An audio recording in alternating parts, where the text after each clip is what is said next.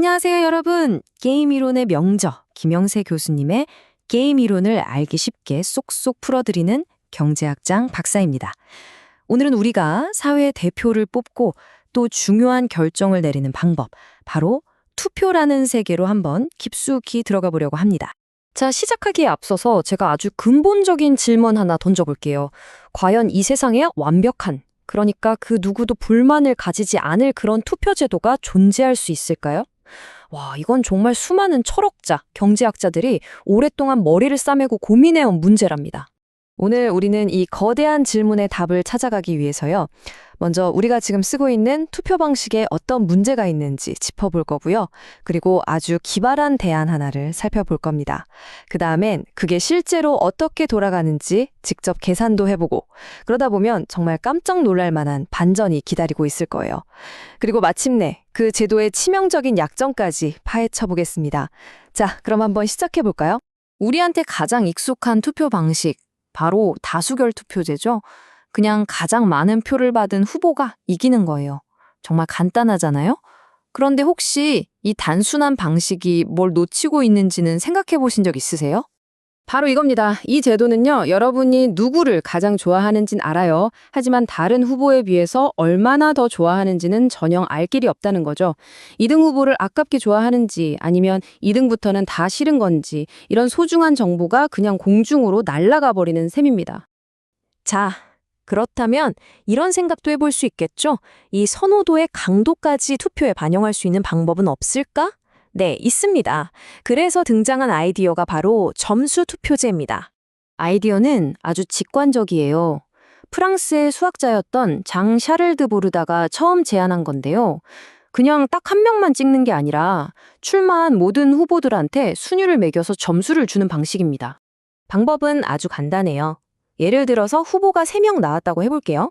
그러면 내가 제일 좋아하는 1순위 후보한테 3점, 두 번째로 좋은 후보한테 2점, 그리고 마지막 3순위 후보한테 1점을 주는 거죠. 그리고 이걸 다 합산하는 거예요. 자, 이론만 들으면 좀 헷갈릴 수 있으니까요. 백문이 불여일견, 직접 한번 계산해 보는 게 최고겠죠? 여기 3명의 후보 A, B, C가 출마한 가상선거를 한번 치러보겠습니다. 자, 여기 김영세 교수님 책에 나오는 아주 재미있는 예시가 있습니다.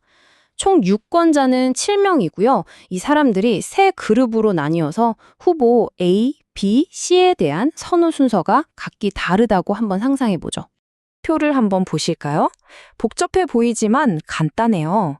첫 번째 그룹 3명은 A, B, C 순서로 좋아하고요. 두 번째 그룹 2명은 B, C, A 순서, 마지막 그룹 2명은 C, A, B 순서로 좋아합니다. 자, 이제 이 선호도의 점수를 한번 매겨볼게요. 먼저 후보 A의 총점을 계산해 봅시다. A, B, C 그룹 3명은 A를 1등으로 뽑았으니까 3점씩. 그럼 9점이죠? CAB 그룹 2명은 A를 2등으로 쳤으니까 2점씩. 그럼 4점. 마지막으로 BCA 그룹 2명은 A를 꼴찌로 봤으니 1점씩 2점. 이걸 다 더하면 총 15점입니다.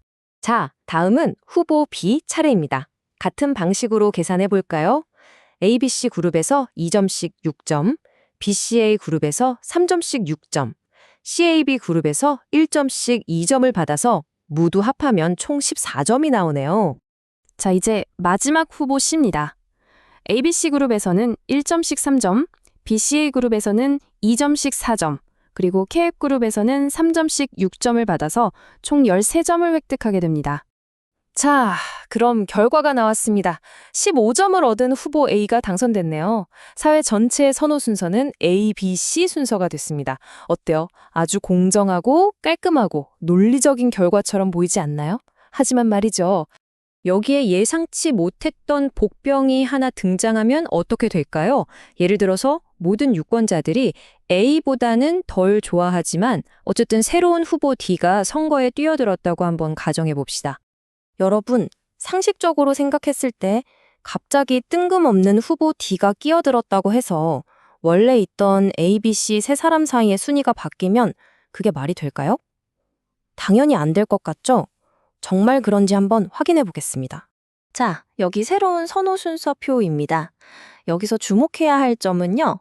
D가 중간에 끼어들었지만 각 그룹 안에서 A, B, C 사이의 상대적인 우열 관계는 그대로라는 거예요.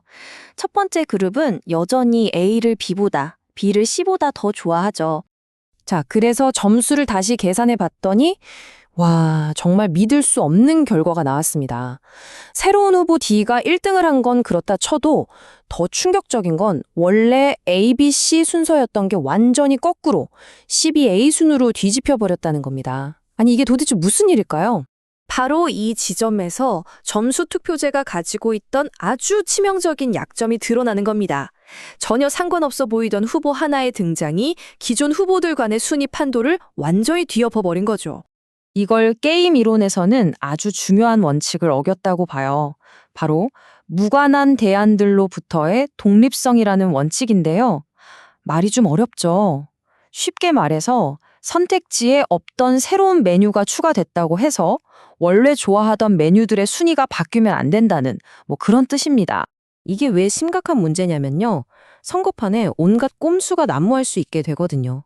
예를 들어 일부러 당선 가능성도 없는 후보를 내세워서 상대편 유력 후보의 점수만 깎아내릴 수가 있다는 거죠. 또 유권자 입장에서도 내가 좋아하는 후보를 밀어주기 위해서 그의 경쟁자한테는 일부러 빵점을 줘버리는 이런 식의 전략적 투표를 할 유인이 생깁니다. 선거가 아주 복잡한 머리싸움이 되는 거예요. 자, 이제 오늘 이야기의 막바지를 향해 가고 있습니다.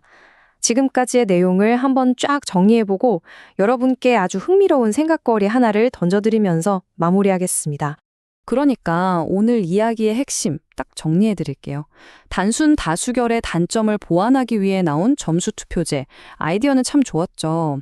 하지만 엉뚱한 후보 때문에 결과가 뒤집힐 수 있다는 치명적인 약점이 있었습니다. 결국 하나의 문제를 해결하려다가 전략적 조작이라는 더 복잡한 문제를 낳게 된 셈이죠. 자, 이제 이 교재에 나오는 마지막 시나리오를 여러분께 숙제로 남겨드리겠습니다. 여러분이 교수 임용 심사위원이에요. 다른 동료들의 속마음, 즉 선호 순위를 다 알고 있습니다. 내 마음속 1순위는 A지만 내가 제일 싫어하는 C가 될 가능성이 높아 보여요. 이때 차선책인 D를 당선시켜서 최악을 피하기 위해 내 마음과 다르게 D에게 1등 점수를 주시겠습니까? 과연 올바른 투표란 무엇일까요? 소신껏 던지는 한 표일까요? 아니면 최악을 피하기 위한 전략적인 계산일까요? 정답은 없습니다. 여러분의 생각을 한번 정리해 보시면 좋겠습니다.